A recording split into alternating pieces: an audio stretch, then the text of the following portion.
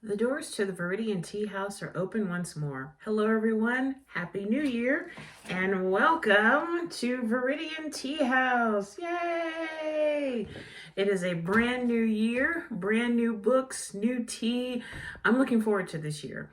I hope that you and your family, or just you, had a good holiday season. And if you're ready to see what 2023 is going to bring to you, let's do this. So let's get started with the books. So the first book that I'd like to review, this is the first book of this author's collection to be translated into English from French. I actually discovered the book while going to the Inglewood Public Library. Yay, Inglewood Public Library. I just have to say, just give a shout out to the state of Colorado. There are some wonderful library systems in this state.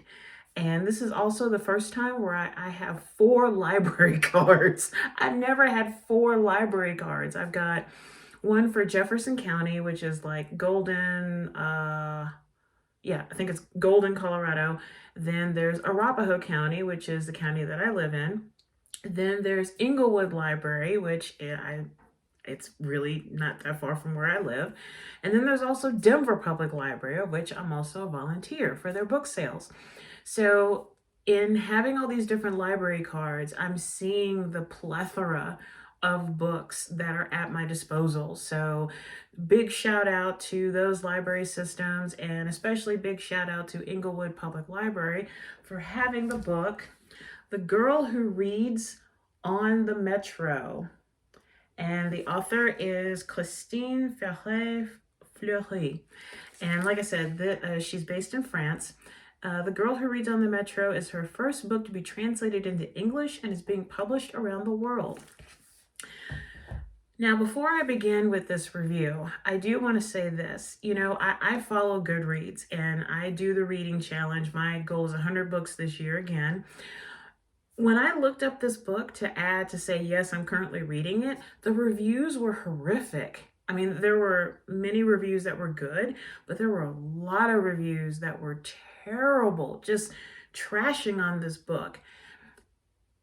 I know that not every book is for everyone. I mean, you like what you like, and if you don't like it, you don't like it. But I read this book and I loved it. I will admit the cover is very quirky, and that's what drew me to the book. I'm trying not to show that glare. But then delving into it, the story was just a little bit, teeny tiny bit magic realism. So let me read the dust jacket for you. Excuse me. For fans of the Little Paris Bookshop in Amélie, a charming story about a young woman who dares to change her life. Juliette leads a perfectly ordinary life in Paris, working an office job and dating a string of not quite right men. The only bright spots in her day are her metro rides across the city, when she dreams up stories about the strangers sitting across from her reading books. The old lady, the math student, the amateur ornithologist, the girl who always cries at page 247, which was really kind of touching, by the way. One morning, avoiding the office, Juliette finds herself standing in front of a rusty gate wedged open with a book. Unable to resist, she walks through the gate and into the bizarre and enchanting lives of Solomon and his young daughter Zaidi. Before she entirely realizes it, Juliette agrees to become a passeur, one of the booksellers Solomon hires to take books out of his shop and into the world, to match them with their ideal reader. Suddenly, Juliette's daydreaming becomes her reality, and she has to decide if she is ready to throw herself in head first.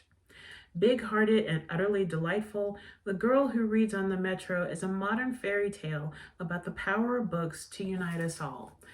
That was pretty much the story. There were some sad parts to it, and I won't give them away, but it really was a touching story. And yes, books are very much a part of this story. But I think with some of the negative reviews on Goodreads, they were hoping it would be a lot more chipper or quirky or whatever.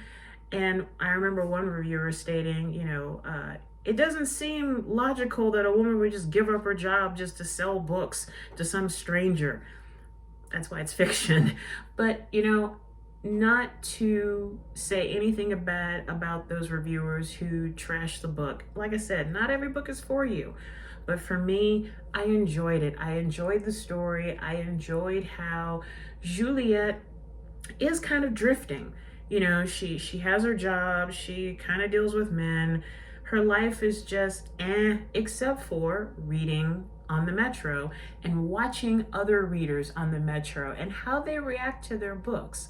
So when she gets this opportunity from Solomon, you see her life just change. That's why I was saying it was a little teeny tiny bit of magic realism. You know, most people would have been like, I'm not going to do this. But you read about it and then you think, well, maybe so. Anyway, The Girl Who Reads on the Metro by Christine Feret-Fleury receives 5 pots of tea from Viridian Tea House. Merci beaucoup, merci. And thanks again to Inglewood Public Library for having this book. And, you know, I love going into libraries and bookstores because, you know, you walk in and you're looking, you have like a list of books that you're interested in, but then there's that one that just catches your eye and you literally stop in your tracks and you kind of look at the book and go, I think I want to read this. And that's how it was for The Girl Who Reads on the Metro. So once again, merci beaucoup. So the second book has a story, of course.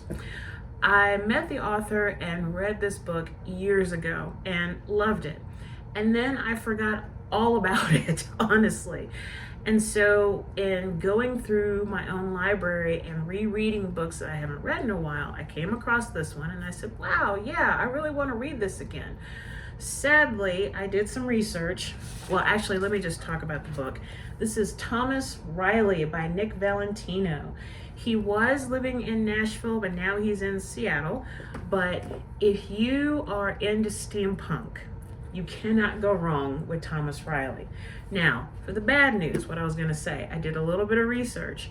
The 2009 version, which is this version, is still available as used on Amazon. So if you, after listening to this review, are interested, grab your copy on Amazon because they only have it used, they don't have it new. And Nick, from what I understand, Nick backed me up on this, does not have any more copies of the first book and the sequel, which I looked.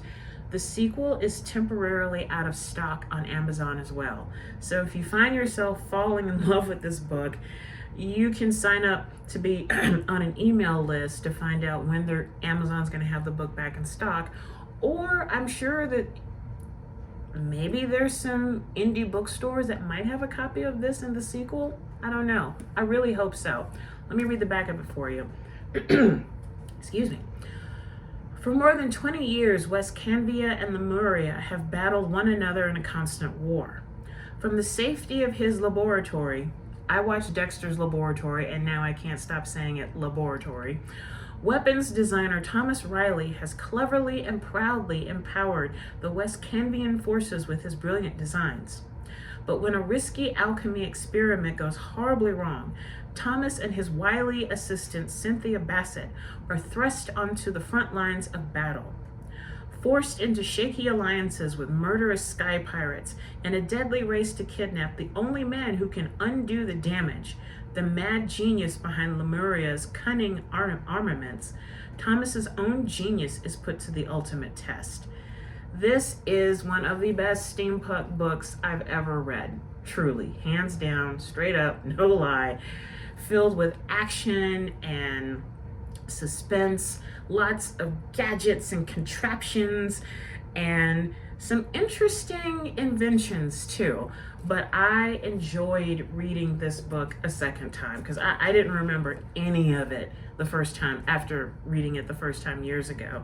And in fact, yeah, I purchased this back in 2010, and you can see Nick Valentino's autographs and then the stamps of the different countries, West Canvia and Lemuria. But it's really a shame that the sequel is out of stock, because I really wanted to continue the adventures of Thomas and Cynthia, which, by the way, Wily Assistant does not begin to describe this character.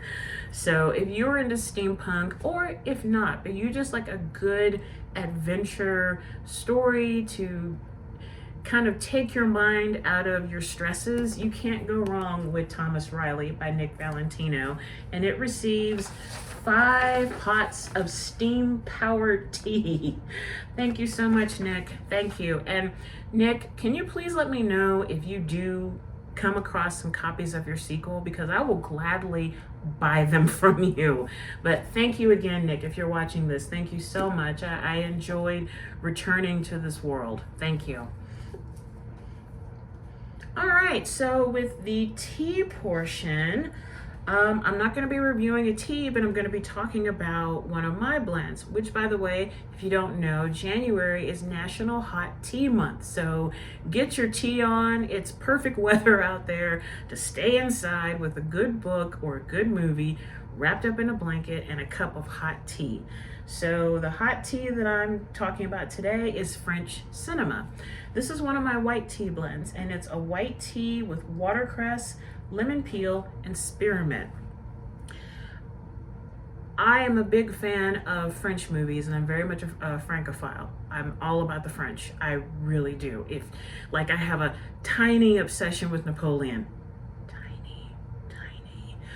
And French New Wave films, I absolutely adore them. And yes, I'm a big fan of Amélie as well.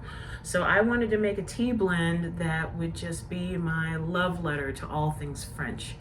And I was like, well, I want something that's slightly delicate, but artsy in a way, with just a little bit of spice, which is the watercress.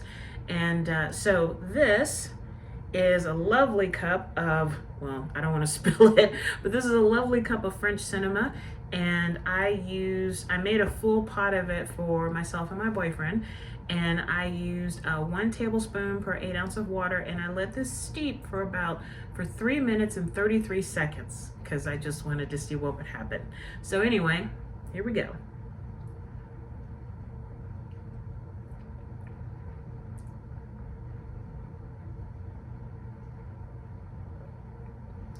That's good. So I actually brewed this some time ago. So the temperatures it's still hot, but it's cooling down quite a bit.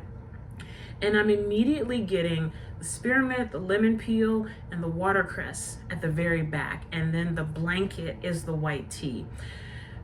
And I've said this before in other videos, but I thought for the longest time through my training and just talking with other people in the tea industry that white tea had the least amount of caffeine. I was wrong. According to the International Tea Education Institute up in Canada, love you guys, white tea has a higher amount of caffeine than most people thought it did. So if you're looking for a tea that gives you a nice amount of caffeine, not like coffee, but a good dose of caffeine, try anything with white tea. It is the least processed of all the teas. So you're getting more of the tea. The only other way you could get more of the tea is if you drink matcha, which is the ground up tea leaf. But anyway, in tasting this, yeah, definitely a blanket of the white tea. And which, by the way, if you order from me or you want to order from me and you're interested in the white tea, I use a Bai Mu Dan, or it's also known as a white peony. But you get like the blanket of the white tea. It does have a distinct flavor to it. It's very light, but it's noticeable. And then you have the spearmint and the lemon peel. And then as they kind of fade down your throat, then the watercress is like right at the end that gives you just enough of a little bit of, spice. So this is what a French movie tastes like for me. Bags of French Cinema tea are available on my Etsy store. And as always, I always post my Etsy store link to the video. So if you're interested in this tea blend or some of the other strange and unusual blends that I have, please go to the Etsy link and try a bag. So I think that's all. This is a short video, but again, much thanks to Nick Valentino, and also to, make sure I get her name right, Christine Feret-Fleury, for your books. Truly, truly enjoyed them. And without further ado, let's do a tea meditation. So if you're new to this, basically what I do is I tell you, find a comfortable position, either seated or standing up or laying down. Have a cup of tea or water nearby. We focus on, softly focus on an object, or you close your eyes.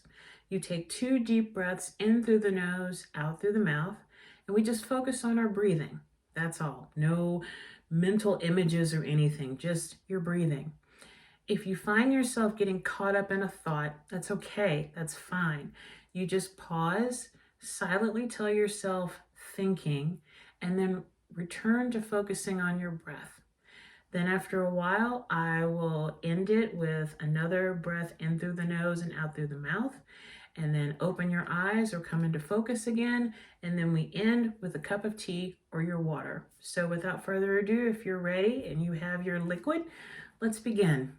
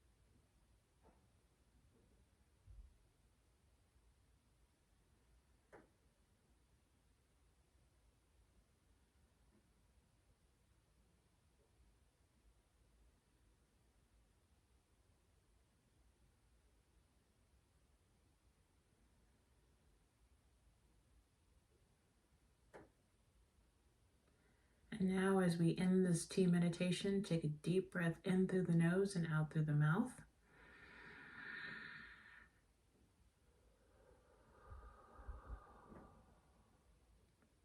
Open your eyes or allow your eyes to come back into focus, and enjoy some tea or some water.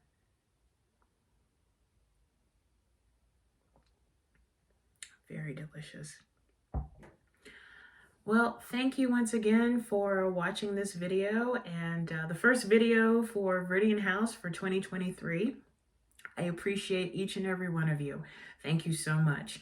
And you know what, too? If there's something that you would like for me to talk about, either with regards to tea or books or just whatever, please send me an email, or you can make a comment on this video.